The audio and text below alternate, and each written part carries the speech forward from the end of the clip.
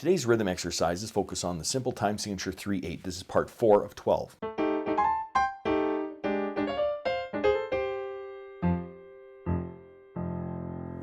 Welcome to my studio, Bach To Basics. This channel is where you can find some videos to further your music studies. Let's read some rhythms.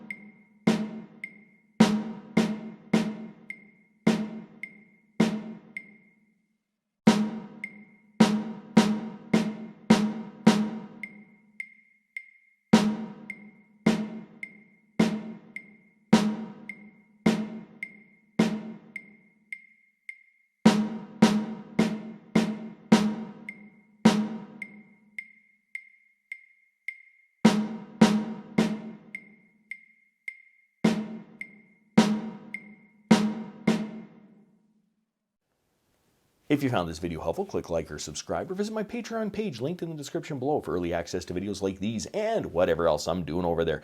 Thanks for watching. I'm just a music teacher having fun. Catch you on the next one.